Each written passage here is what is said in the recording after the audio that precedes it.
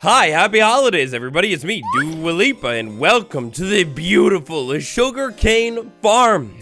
Wow, right at the end of the last episode, I left you guys with a partially empty sugarcane farm, and oh, no, that's not the case here anymore. In today's episode, we're gonna put this brand new tall titan to good, wonderful use. In today's episode, I'm gonna show you how this thing looks when we harvest it.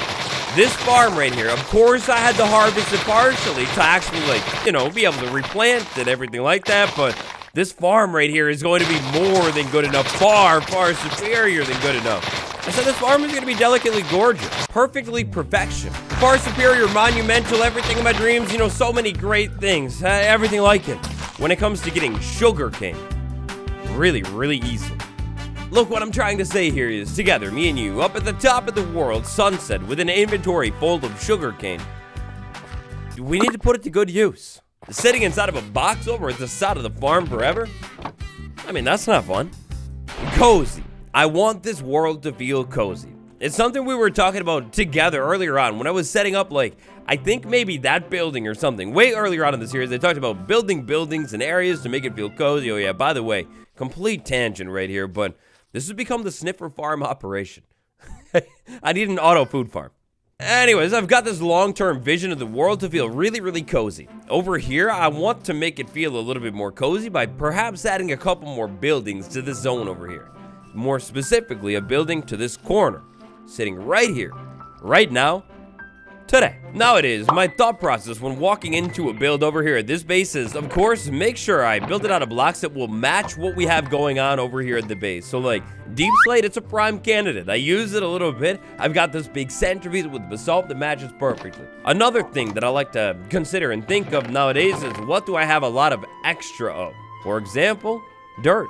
I don't really know where I left them. I swear I had more water bottles somewhere. We have a whole lot of dirt, and I can easily, just as freely, basically, turn this up into mud. After that, I was thinking I could maybe turn this mud into the other version of mud and use that. Because I have so much extra dark oak logs, I feel like incorporating this into the build as well. Maybe I could strip it or something. That could maybe look pretty cool. Last but not least, it's been too long. It's making me sad. It's keeping me up at nighttime. I don't have very much of it here, but spruce wood is beautiful. Imagine this, or correction, you don't even really have to imagine it because, well, watch it. Imagine none other than the great tree choppers, kicking off today's episode with a little bit of tree chopping. After Tree Choppers does this thing, imagine this. Imagine none other than Mud Maker makes an appearance, but not just makes an appearance, also makes a whole lot of mud too.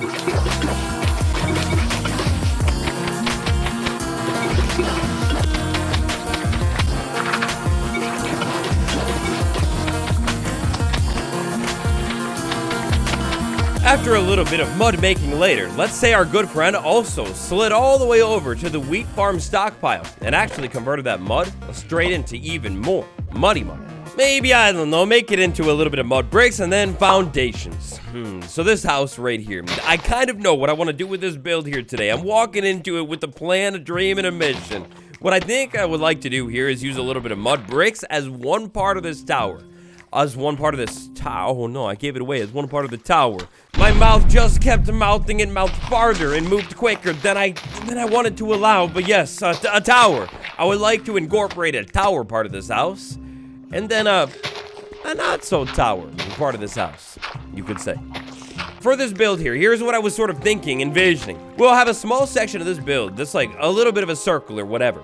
And then maybe on the other part of the build, we'll have maybe more of a square or something like that. We'll pop it out a little bit past to add some depth, detail, variation. Then we'll go ahead and make this thing a little bit wide. Maybe I don't know, I kind of like what I did on that build. I think that's 5 blocks wide, so we'll go ahead and copy that over. We'll do 5 blocks again. After that, I'll probably end up making this an odd amount, maybe 9 or something. That sounds like it would be good. We'll have a big rectangle, a decently sized circle, and then something beautiful in between. 3, 2, 1, let's go.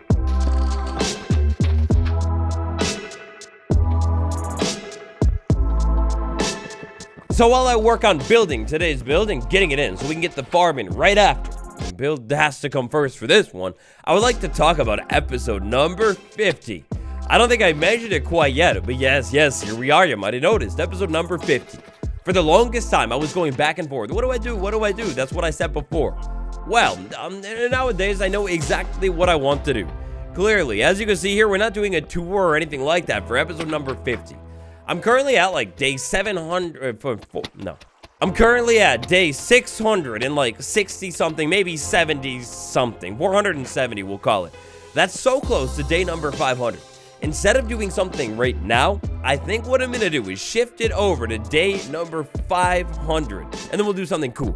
As always, for channel members, episode number 50, every 10 episodes, world download. There is a world download with everything that we'll do inside of this episode out now. If you're into that, tap the join button for more, and whether you feel like becoming a channel member this holiday season or not, it's cool.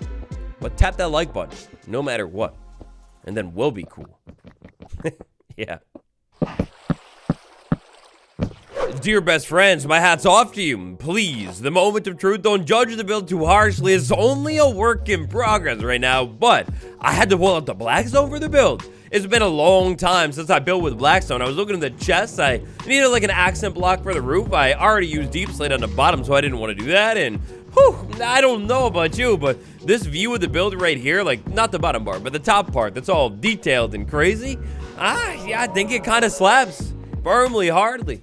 Maybe solidly. Now, details. I think the details can probably come into the build a little bit later on for the most part, but what I was thinking is maybe over here inside of this part of the build, which is like the main office, the workspace, whatever. I was thinking maybe what I could do is like walls in there. Walls could be pretty cool, and then glass panes like that to kind of like solid it up and then finish it off. Unfortunately, tragically, I'm running so low on mod, I might have to make a little bit more. Over here on this side of the build, what I was thinking is windows, and even more windows.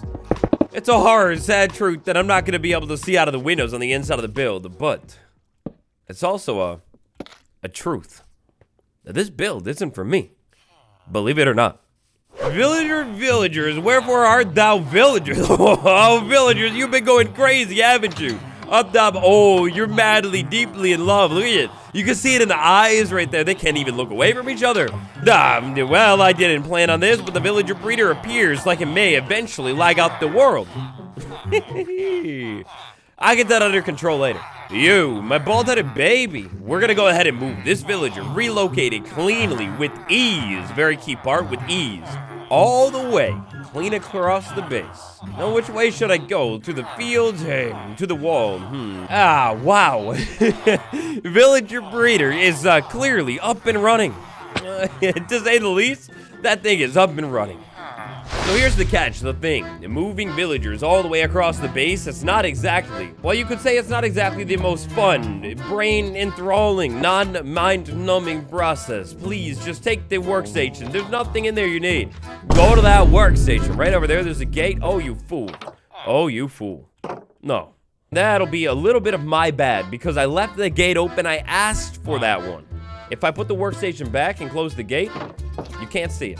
Alright, so here's what I'm thinking. The villager is so close to home. You're so close to home sweet home. If I could string you maybe right along. Hey, how about you, buddy? You come back and don't go off the cliff, no? My beautiful hazel-eyed beauty, where in the world do you think you're off to? You're currently employed over here. Make your way back. Okay, now I take that away, and you should want that one. Yes, it looks like it's working. Oh, piece of cake walk in a park. So for our little farm today, we're gonna need the help of this one single villager. This bald little friend that is being so cooperative today is going to live inside of that building forever.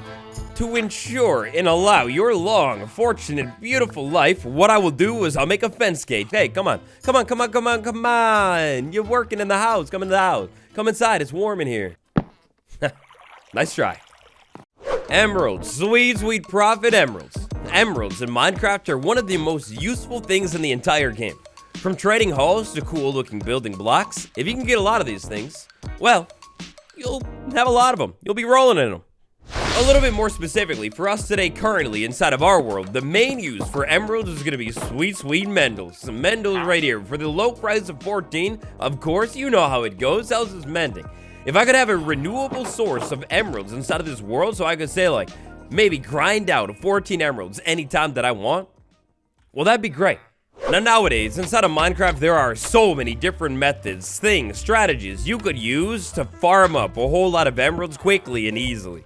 One of the nicest things and one of the newest things inside of our world involves you over there, my dear friend.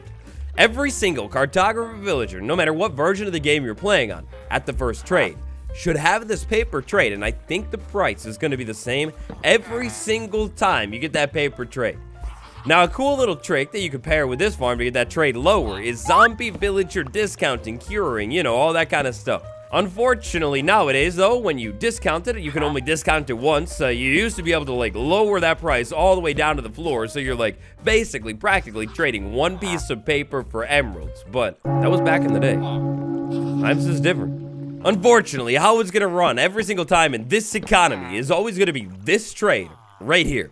And with a good paper farm, it's not bad. Before I hightail it anywhere, I'm gonna need to make sure I'm doubled up here. The wooden door plus the fence gate that zombies can't get through, and on the outside of the build, everything is like fully covered up. You're not gonna be able to go anywhere. Now, you know how it goes. We did it for Mendel's, we will do it again for the cartographer villager. And down below in the comments, I need your favorite villager name of all time for our sweet paper salesman. Get creative, get fun, reference one of my favorite shows of all time. I don't know, I don't care. The most liked comment down below will be the villager's name. I'll pick it in a couple episodes time. Good luck. In modern day Minecraft, the paper trading is one of the easiest methods you could use to get your hands on some sweet green rocks. Step number 1 though, before you can do any of this, you're gonna need to set up some sort of cool sugarcane farm of some sort. If you're planning on using paper to grind out your emeralds, I highly recommend building a sugarcane farm that is like, I say, this size minimum. And check out last episode for more on farming that though. After that, it's time to swing over to your local, the villager breeder, and collect up yourself one villager. Or, if you want to scale this operation up, maybe even more villagers. After that, it's about time you construct yourself up some kind of containment facility for your villagers so it's safe to the end of time. If you're gonna go ahead and do something fancy with like a door or something, I highly recommend a fence gate as well. Then move the villager into position, as in inside of the building, and drop a cartography table down somewhere where it can access it. Where it can access it is a big part of this farming method because unfortunately, if you've never traded with the villagers before, they have this mechanic where they actually can sell out of stock. So look, for example, let's say I went ahead and trapped this villager inside of this room and took the table out of it, but it somehow stayed a cartographer villager. It just can't reach the table. Well, basically, if that were to happen, eventually the villager's trade will lock in. Because it can't get over to the workstation, it'll be done for the day. Until it sleeps and rolls over to tomorrow. Alright, so with all this paper in hand, it's time, no more delay. We move over to the villager, take that trade, and we'll trade it with you a couple times. Unfortunately, 24 paper. 24 paper without any curing. That's going to make this not the best way to get emeralds in the world. We'll talk more about that another time, but this is one of the ways to get emeralds, or maybe even explore your world a little bit too.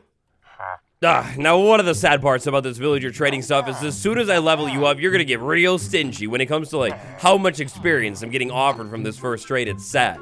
My long-term goal for you, sweet friend, is to get you all the way up to the master level, which means I'm gonna need to maybe take some of the other trades to level you up a little bit. Master level, villager, by the end of the episode. Name within like, I don't know, the next couple? I feel like that's doable. Look, I kind of really do hate to do it. Like, sand is a very valuable resource to me. But unfortunately, I think that one trade with the whole sand thing is gonna be the best way to move it along. Bed color, bed color. What color should I make the bed? You know what? It's funny. I think I left all of my cactus. Oh, I take it back. I want that villager to live a good life, but it needs to have the right color bed, and I know exactly what color bed it should be. Haha, you just gotta give it a little time. Now, in the meantime, while I wait for some situations to get a little bit better, well, I think it's time we definitely come over to the villager and, oh, look at that, because I took this trade, it's discounting the trades, it's a beautiful mechanic. Alright, so let's unpack that one a little bit. Now, long story short, villagers have a supply and demand mechanic as well. Yeah, if you couldn't tell, these are one of the most advanced things in the entire game. Supply and demand mechanic. Basically, if I take one trade, like a lot, that price might actually go up because the villager is smart and realizes that I really want whatever I'm buying there. If I take other trades, like say this trade, yeah, this whole supply and demand thing, it doesn't last for very long, but long story short, villagers can alter the prices of their trades. It could go up, it could go down, whatever. Now, usually this whole supply and demand thing, it doesn't like, you don't all of a sudden get like way less, like 7 paper from 24 or whatever, but yeah. Now that I level you up and you have this compass trait, that might give me a lot of experience. These map traits though, those are interesting. Considering the fact that I now, thanks to the witch farm, have an automatic redstone farm that I could AFK at theoretically in between episodes, I might not even need that glass that I'm smelting up after all. But anyways, these map traits. The map traits are fascinating. So every single cartographer villager, well, before the experimental villager traits that don't really apply to this video, so we're not going to talk about them, but every single cartographer villager will offer you an ocean explorer map and a woodland explorer map at different levels. The cartographer's trades are pretty much always going to be in the same order, which means ocean map, you're going to get that one first, and then woodland map, you're going to get that one second. Now the map that the villager is going to sell is going to link to the closest woodland mansion or ocean monument to wherever that villager is currently working and living. If you move the villager around, like I took this one and moved it like 1,000 blocks, well, because I've unlocked the trade, it's going to lead me right back to the same woodland mansion. Every single time I buy this map from this villager, it'll be the same one. Anyways, an expert cartographer villager has a spot for banners. This villager will be able to sell me 2 different types of banners. It'll be 2 random colors, any color. To go ahead and wrap things up though and get you all the way to master, let's go ahead and sell you a couple more compasses. Back out, give you a second. It's a whole lot of emeralds. No, sir, those are my emeralds. And then, just like that, a brand new, fancy banner pattern. Haha, we did it. So I feel like at this point, legally, I have to. I need to buy the banner pattern. It's got a discount and everything, so that's great. Globe banner pattern, you come with me. We'll talk about that before the end of the episode. But now, I think it's about time we go ahead and make your house a little cozy. Beginning with the berries first, sweet berries. Add this entire base, like over here. What's kind of crazy, at least to me, is the fact that we don't have a single sweet berry at that entire base, but that was like our big main thing over here at the starter base. Oh boy, golly, it's times like these I'm so grateful that somebody came in here and built this beautiful ice road for me, because getting all the way back over to, oh no, not again, why do you keep doing that? Stop it. Getting back over to the starter base was real simple. I'll fix that later. It's kind of fitting that we're all the way back over at the dusty old house in this episode, isn't it? It's pretty cool. See, I had this cool dream, this vision of maybe taking like the sweet berry bush and, whoa, that grew fast. Taking the sweet berry bush and growing it over here on the side of this building. I feel like the red tones with the rest of the building, that could look pretty cool. I could also connect this all up and make this like a fully proper planter box with a couple more blocks. It's a cool, simple little build trick that I love to use. And speaking of simple, cool little build tricks that I love to use, check this out. If I jump up and put a fence right there and a fence right there, then I put a fence gate in the middle of them. I mean, that's a cool border. That guy could pull that off and make that look pretty cool. However, let's say I went ahead and like carried that out on the whole roof and opened these gates. I go ahead and do that, and then boom, from a ways away, you get this cool little like different shape right there in the middle. You see what I'm talking about? I think that adds to a build a lot. Now, while I get a little bit more detailing done here, I'd like to address today's beautiful, perfect winner of a comment of the day. A couple episodes ago, in fact 2, I asked for the perfect names for the swamp outpost and said the best comment would win. The best comment that won? Gertrude's Landing, in honor of the original owner. It's beautiful, it's sentimental, it makes perfect sense inside of my brain, and it's like a cool inside joke. If you don't know who Gertrude is or was, well, it's kind of like that whole Gail Lewis situation going on right now. If you know, you know. Salute. Staircases, specifically copper ones. I don't know about you, but I feel like these are some of the best looking chairs in the entire game. Maybe we'll have a chair like sitting over here working at the table and one chilling over there. Up top, spoiler alert, I never finished it up here. What I was thinking is maybe something a little bit different to cap it all off. We do like gray wool. I never use that. And speaking of gray wool, I absolutely need to make a wool farm really soon. Another thing we can do up top to finish it off is some beams. Those look good. We'll go ahead and hide a light source in there for good measure. Keep it nice and safe. Out on the front of the build, I was looking at it and it looks a little plain and flat. What if I maybe added another planter box right there? This time for the box, keeping it realistic, of course you would never reach into it, so we'll go ahead and plant something different up on top of it. Maybe the red flowers to accent the berries. We'll do signs on the side of it to kind of like finish off the side of it. And then on the bottom, we'll do these trap doors, just like that. I think that looks cool. Now that I'm looking at it, double look at it there, the top is not finished. I like the gray wool, but maybe something like that might finish it up a little bit better. I mean, not that you can see it from literally anywhere. I don't think I have a view of it, like literally at all, but I'm sure it looks good. Front of the build, a beautiful idea to finish this up. A couple more fences, that looks good. For the inside of the build, oh, it's simple, almost too simple. We craft the scaffolding, we place the scaffolding down. The scaffolding, of course, it's a table. Maybe another little shelf over here. Why not? Upgrade these torches with lanterns. Oh, definitely lanterns, so much better.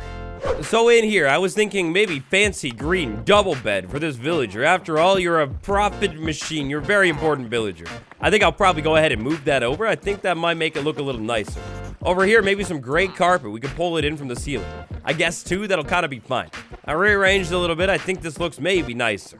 Over on the outside of the build to maybe, like, finish it up a little bit more, candles. Candles are beautiful. I'll light them later. And then I was thinking maybe some fences in here as well.